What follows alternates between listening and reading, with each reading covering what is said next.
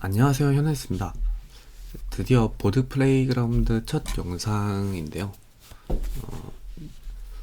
지금 이제 보드 플레이그라운드에 대해서 간단히 설명을 드리자면, 제가 군대를 전역하고 나서 백엔드 관련해서 군대에서 여러 가지 공부를 해왔는데, 생각보다 제가 백엔드 관련해서 실제로 안 해본 것도 안 써본 기술도 많고 공부해야 되는 기술이 생각보다 많더라고요.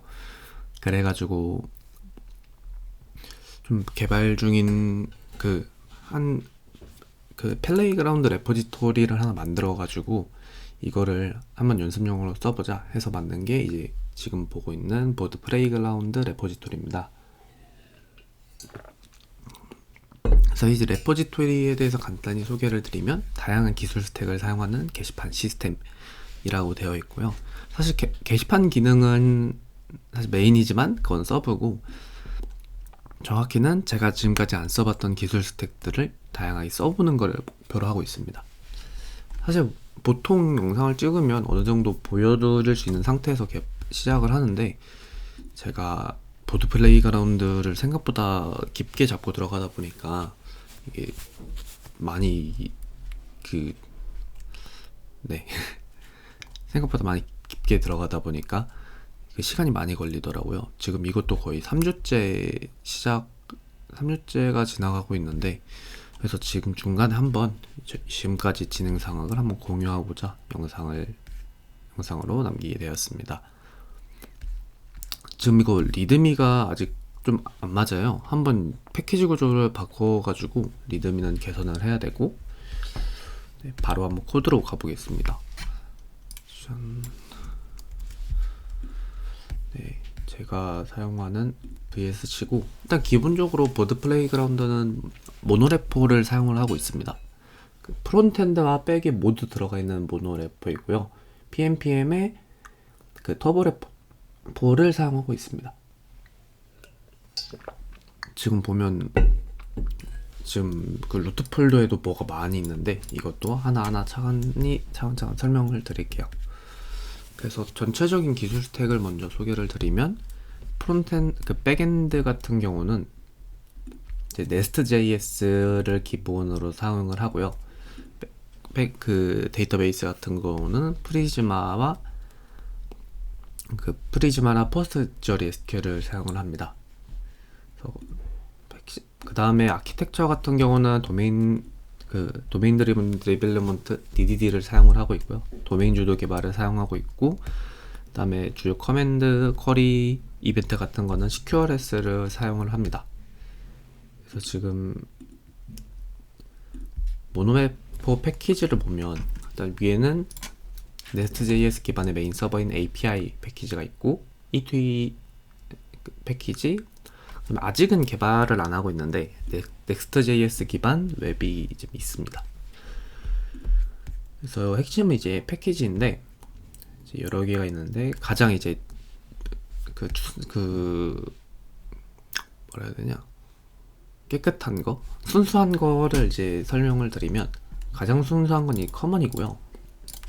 이건 다른 거에 아무것도 의존을 하지 않는 TSLS 코어랑 네버스로우랑 조드 정도는 허용을 했어요. 왜냐면 이건 완전 유틸리티이기 때문에 이 정도만 허용을 했고, 다른 라이브러 패키지에서 공통으로 사용하는 코드 같은 거를 여기다가 정의를 해놨고요. 그래서 여기 커먼을 먼저 보시면 API 에러 타입이라는 게 있는데, 이게 원래는 API 에러를 할 때 보통 그냥 백엔드에만 정의하고, 심지어 API 에러 같은 경우는 문서화가 잘 안 되는 경우가 많잖아요. 저는 보드 플레이그라운드를 만들 때 가장 했던 생각이, 이제 매우 타입 안전하게 만들자. 그래서 개발자가 하나하나 손으로 찍는 거 없고 중앙에서 관리를 하든지, 아니면 아주 강력한 규칙을 정해가지고 그거를 실수의 여지 없고 사람의 휴먼 에러를 최대한 방지하자가 이제 이 프로젝트 핵심입니다. 그래가지고 API 에러 같은 경우도 이제 이렇게 미리 다 정의를 해놔가지고 이 중앙 스토어에서 가져오는 형식으로 디자인을 했고요. API 에러가 이제 다른 API 에러를 정의할 때 사용하는 기본적인 형 타입입니다. 스테이러스는 이제 HTTP 상태 코드이고요. 이것도 그냥 넘버가 아니라 TS-REST 코어에 보면 에러 HTTP 코드가 있습니다. 이제 여기서 모든 HTTP 코드 중에서 그 성공적 200대 코드를 제외한 모든 코드를 담고 있고요. 그다음에 C는 이제 코드, 에러마다 이제 고유적인 코드를 카멜가 있었나? 네. 카멜 케이스가 아니었던 것 같은데. 아, 네. 스네이크 케이스가 아니라 뭐였냐? 어딨어? 아, 네. 파스칼 표기법이네요. 파스칼 케이스로 이제 코드를 작성을 하게 되고요. 디테일 같은 경우는 사실 API 에러 같은 경우에 디테일이 필요한 경우가 그렇게 많이 없어요. 이거 대야 밸데이션 에러나 아니면 뭐 그거고 보통 다 코드로 구분을 하기 때문에 밸데이션은 제네릭으로 해가지고 주게 되어 있습니다. 메시지는 스트링으로 해가지고 개발자나 아니면 사용자가 이게 어떤 에러구나 개발자에게 알려줘야지 하는 걸 좀 더 편리하게 그냥 대충 어떤 상황인지 알 수 있게 만들어 놨어요. 그래서 API OK랑 리스폰스 타입까지 강하게 만들어 놨고요. 왜 이렇게 돼 있냐? 이게 TS-REST가 이렇게 받습니다. 스테이러스를 받고 바디를 받습니다. 바디에 방금 전에 봤더니 API 에러 타입이 들어가는 거고요. 그래서 스테이러스가 TS-REST를 사용하게 만드는 거기 때문에 TS-REST에 석세스 코드가 들어갑니다. 바일데이션 이거 도드4로 올라가면서 해야 되는 지금 수정하죠. 이게 최근에 원래 조드3를 사용하고 있다가 최근에 조드4로 옮겼어요. 그래서 이거 좀 수정을 하겠습니다. 네. 이쪽을 수정을 안 해놨었네요. 그래서 바일데이션 디테일이라고 적혀 있는 게 TS-REST는 기본적으로 조드를 TS-REST에 대해서 설명을 안 들었는데 간단하게 설명을 드릴게요. 이거거든요. 네, TS-REST라는 라이브러리인데 조드를 사용해가지고 API를 계약이라는 단위로 정의를 합니다. 그래서 여기서 get 포켓몬을 보면 메소드랑 패스, 리스폰스가 이렇게 정의가 되어 있고요. 특히 이제 바디 같은 경우도 패스 파라미터, 그다음에 리스폰스 이런 거를 다 조드를 통해서 스키마를 작성을 합니다. 그래가지고 스키마를 기반으로 API를 명세화 시켜주는 라이브러리라고 보면 되고요.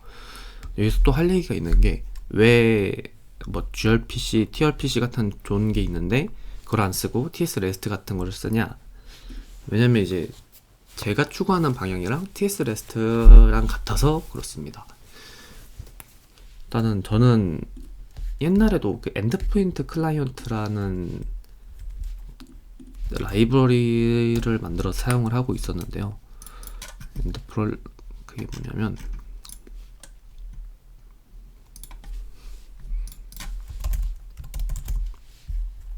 됐다. 이건데 엔드포인트 클라이언트라고 제가 만들어서 한참 동안 많이 사용했던 라이브러리인데요. 이게 타임 안전하게 엔드포인트를 정의를 해서 이걸 사용할 수 있게 하는 겁니다.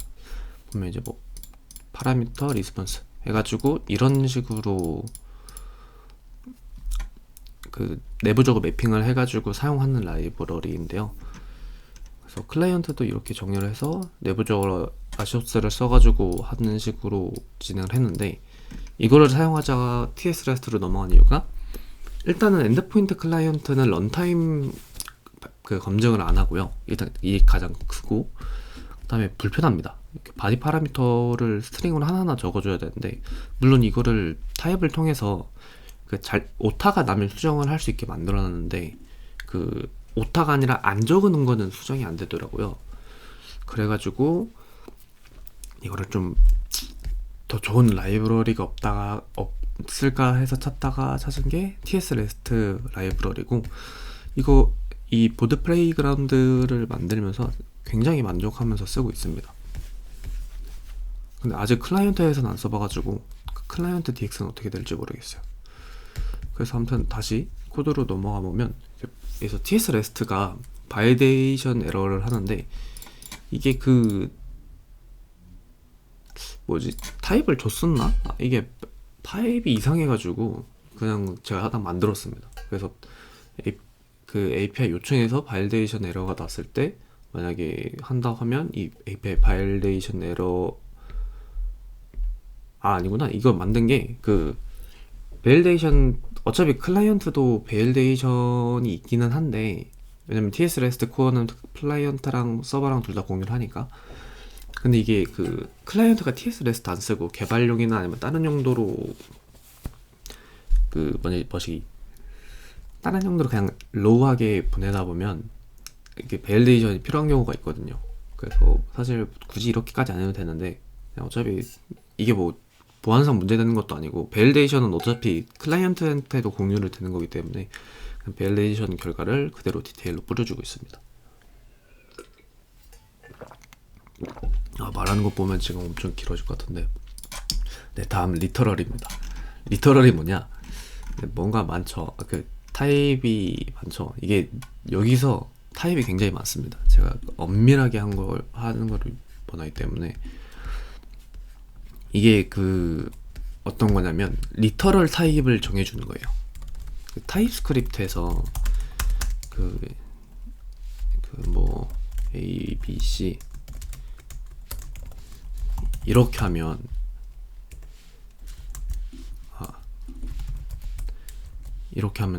A가 A, B, C 콜론으로 시작하는 리터럴로만 되게끔 타입을 제한을 할 수가 있어요. 그래서 저도 이 다음에 이렇게 템플릿 리터럴을 보고 굉장히 큰 영감을 받았는데, 그래서 이 코드 리터럴이 뭐냐 보면, 코드 리터럴은 첫 번째 제네릭으로 스트링을 받고요. 두 번째로 이 뎁스를 받습니다. 그래서 영어 소문자와 언더바, 그 다음에 콜론으로, 영어 소문자 숫자 언더바 콜론으로만 이루어진 코드를 만들 수 있게 만들게 해주는 거고요. 그래서 예를 들자면 그래서 벨드 이런 식으로 언더바로 하고 콜론으로 구분하게끔 하는 코드를 만들어 줍니다. 그래서 만약에 뎁스가 2인데 이게 3으로, 만약에 3으로 가면, 네, 3으로 가면 여기 에러가 뜨고요. 밸리데이션은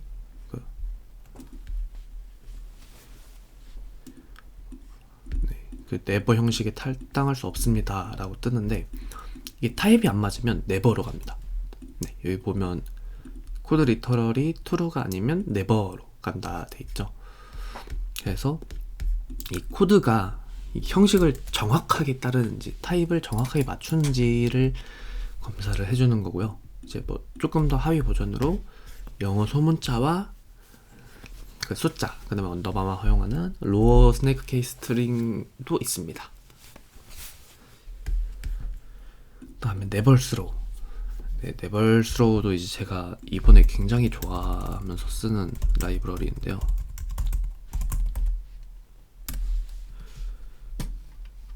자, 어디 갔지? 네. 자, 이게 네벌스로우입니다. 뭐냐면 러스트의 리설트 타입을 아실지 모르겠어요.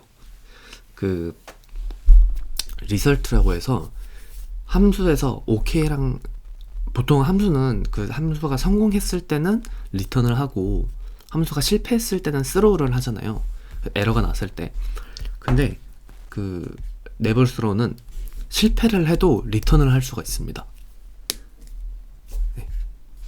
이게 뭔 말인가 하실 수 있는데, 이렇게 OK 스로우를 이제 이렇게 OK 값이랑 에러 값이 있어요. 그래서 이렇게 결과가 OK 이렇게 하면 OK로 감싸진 결과가 있는 거고, 에러면 에러로 감싸진 그 내용이 있는 거예요. 그 에러는 뭐 에러가 진짜 그 자바스크립트에 에러 클래스가 들어가도 되고, 아니면 그냥 뭐 스트링이든 그냥 어떤 리설트기만 하면 돼요. 그래서 이거를 리턴을 하는 거예요. 그러면 타입이 그렇게 잡히는데, 그래서 이게 뭐가 좋냐, 에러를 타입 안전하게 다룰 수 있어요. 기본적으로 타입스크립트에서도 에러 같은 경우는 타입 선언적으로 다루지를 못하잖아요. 왜냐면 스로우는 그 함수 안에서 발생하는 뭐 어디서든 발생할 수 있기에 그 선언적으로 할 수가 없어요. 그래서 무조건 인스턴스 업으로 스로 캐치로 잡고 인스턴스 업으로 잡아야 되는데, 이제 이거를 네버스로우로 하다 보면 이걸 그냥 잡을 수 있습니다. 그래서 하나 보여드리면, 이제 로그인하는 커맨드가 있어요. 커맨드에서 지금 제가 좀 제네리가 복잡하게 썼고 이것도 나중에 설명을 드릴 건데, 이스큐트의 타입을 보면 네, 이게 좀 타입 정의가 좀 이상하게 나오는, 그 깨져 나오는, 아무튼 에러랑 OK가 이제 리설트 타입입니다. 에러는 이제 리설트 타입인데 이걸 가져오겠다라는 제네릭 타입이고요. 아무튼 액세스 토큰, 리프레시 토큰을 주거나 아니면 인베일드 크리덴셜 에러를 반환을 하는 겁니다. 그래서 이거를 이제 컨트롤로 가서 로그인어스에 로그인에 이제 결과를 보면, 아무튼 그 한번 타입 감싸져가 이렇게 뜨는데, 핸들러 리설트가 방금 전에 그 타입이에요. 그래서 이거를 보면 데이터, 이게 OK 매치가 OK랑 에러를 나눠서 명시적으로 처리해주는 라이브러리인데, OK에는 방금 전에 했던 OK 토큰, 리프레시 토큰이 들어가고, 에러에는 아까 전에 나왔던 인베일드 크리덴셜 에러가 뜹니다. 그래서 만약에 에러가 여러 종류여도 코드로 구분을 하기 때문에 에러가 이렇게 여러 개가 유니온 형태로 나타나게 되고요. 리스폰스는 언제든지 필요한 코드가 나타나게 됩니다. 그래서 타입 네벌스로에 대해서 소개를 한번 해볼까요? 그래서 심플리티 리셔트가 뭐냐, 네벌스로가 저는 타입 추론을 굉장히 애용을 하는데, 이게 하다 보면은 네벌스로는 OK 타입이랑 에러 타입이, 리설 타입, OK 타입, 에러 타입이 있어가지고 이게 이게 부셔집니다. 이게 분해가 돼요. 근데 그거를 너무 분해가 되면 보기도 편하고, 아마 이게 그 타입 뭐였지? 뭐 하는데 문제가 있었던 걸로 기억을 해요. 네. 어디서 문제가 있었지?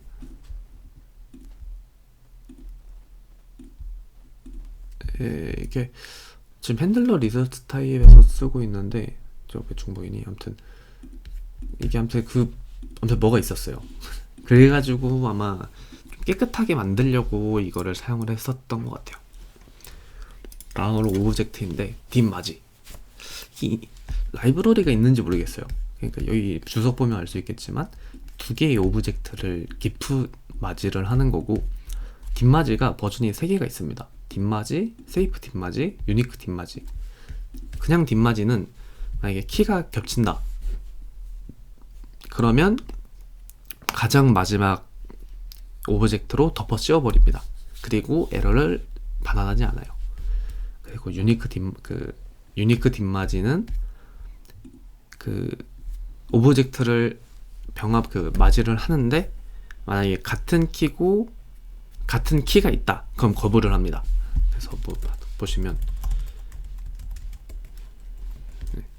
보면 이렇게 해서 A가 이런 식으로, 이거 as const를 써야지 잘 됩니다. 이게 그냥 하면 안 돼요.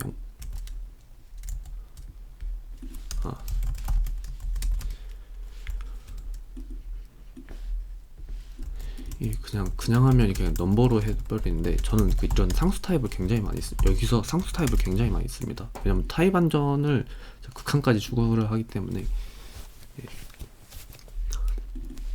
네. 보면 이제 키가 안 겹칠 때는 문제가 없죠. 근데 만약에 여기도 A가 a가 1이다. 그럼 거부를 합니다. 네. 1 형식이 a에 할당할 수 없다. a에 1이 겹친다는 거예요. 네. 값이 같은데도 겹치면 안 돼. 겹치지 못하게 무조건 각 오브젝트에 고유하게 정의를 하도록 만들었고요. 그 다음이 세이프 뒷마지입니다. 세이프 뒷마지는 키가 같아도 키가 같더라도 값도 같으면 괜찮다고 넘어가요. 근데 키가 같은데 값이 다르면 오류를 뜹니다. 네. 이는 a 컴플리트 형식의 이렇게 메시지를 띄우게 만들었고요. 이렇게 해서 뒤에 이제 사용을 하기, 코드를 정의를 할 때 사용을 하는데, 아무튼 아주 안전하게 만드는 유틸리티 함수입니다. 이게 라이브러리가 있는지 모르겠어요. 이런 타입 라이브러리가 있을 것 같은데 제가 못 찾는 건지 모르겠네요. 한번 찾아봤는데 없더라고요. 제가 못 찾는 걸 거예요 아마. 네, 페이지네이션입니다. 이게 항상 개발하면서 페이지네이션이 참 귀찮았어요. 어떻게 해야지 페이지네이션을 통일할 수 있을까? 그래서 그냥 통일을 했습니다. API 요청 응답뿐만 아니라 그냥 페이지네이션 된 데이터면 다 이거를 사용을 하기 제안을 했어요. 그래서 페이지네이션은 크게 두 가지로 나눠지는데요. 페이지네이션 쿼리랑 페이지레이티드 리서치 이렇게 나뉩니다. 그래서 페이지네이션 쿼리는 무조건 이 두 개를 포함해야 돼요. 그 다음에 스키마도 많이 사용을 하니까 스키마도 위에다가 정의를 해줬고요. 페이지네이션 쿼리는 무조건 페이지와 리미트를 포함을 해야 된다. 그 다음에 페이지네이션 메타데이터는 이제 아래 6개를 포함을 해야 된다.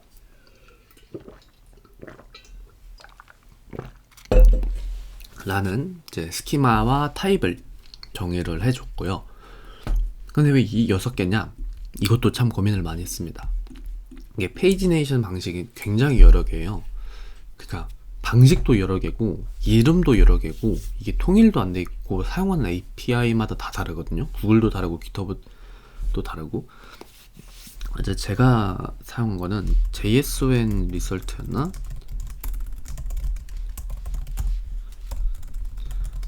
API JSON API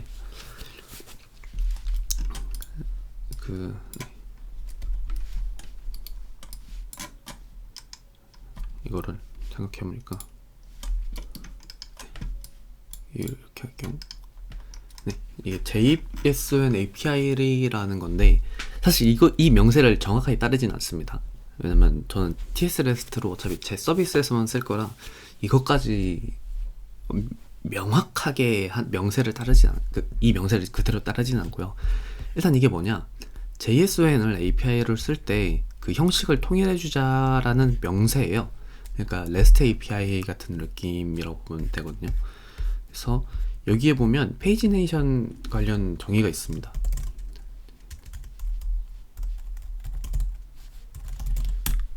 네, 그래서 뭐 JSON API 페이지네이션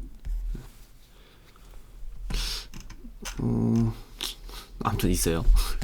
그래가지고 페이지네이션을 이제 어떤 속성을 메타데이터는 어떤 걸 포함을 할까 하다가 이제 이렇게 6개를 골랐고요. 몇 번째 페이지냐, 몇 개를 가져올 거냐, 총 몇 아이템이 있냐, 여기가 이제 필수, 여기는 이제 무조건 있어야 되는 거고, 아래는 이제 추가적인 데이터입니다. 서버에서 미리 연산을 해서 넘겨주는 거고요. 전체 페이지랑 다음 페이지, 이전 페이지가 있냐. 사실 이 밑에 3개는 없어도 되긴 해요. 왜냐면 다 이 페이지 리밋 토탈 아이템으로 계산을 할 수 있는 아이템이라서 밑에서는 그냥 클라이언트에서도 계산을 해도 되는데, 이것도 고민을 많이 했다가 지민이랑 제미나이랑 주핀터한테 물어보니까 이거를 적어주는 게 DX에서 클라이언트 개발자가 좋아한다고 하더라고요. 근데 저도 제가 클라이언트 개발자니까 제가 좋아할 것 같아가지고 서버에서 포함을 하기로 했습니다.